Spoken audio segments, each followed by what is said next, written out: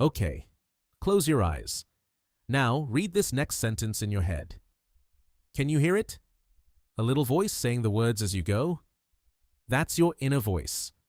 Here's what nobody tells you. 1 in 5 people reading this right now are doing it in complete silence. No voice, no narration, nothing. Their mind just knows the sentence without ever hearing it said.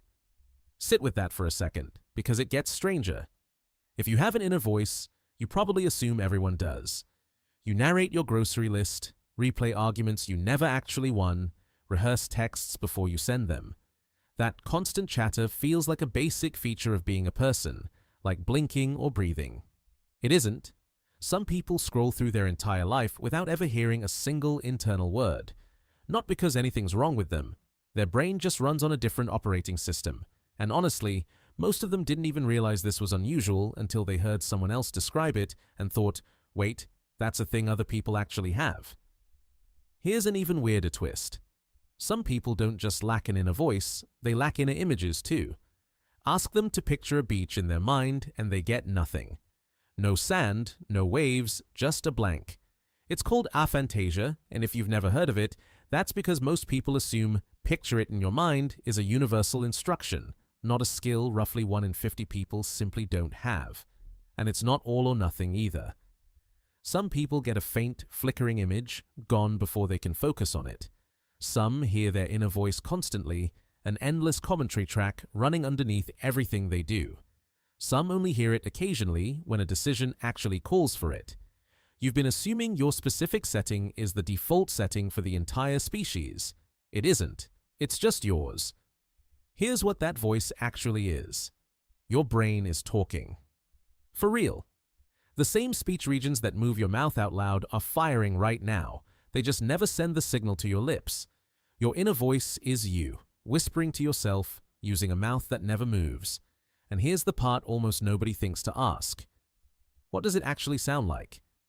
For most people, it sounds like their own voice, same tone, same accent, same energy they'd use out loud.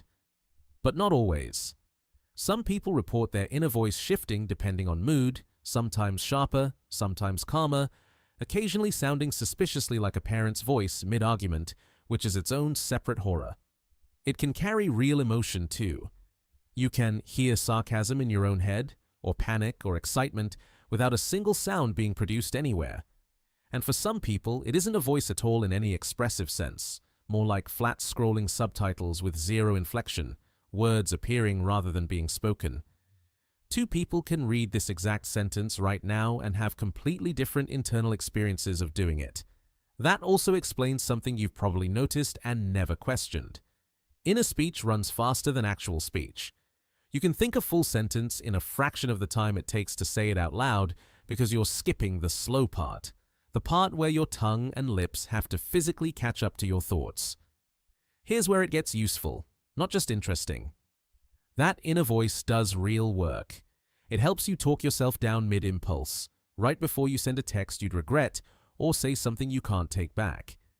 People with a strong inner voice tend to lean on it heavily for exactly that, catching themselves in real time using words. People without one aren't missing that ability, they just get there differently, often through pure feeling or instinct, rather than an internal sentence talking them out of it. Same outcome, completely different route to get there. And this shows up in more places than you'd expect.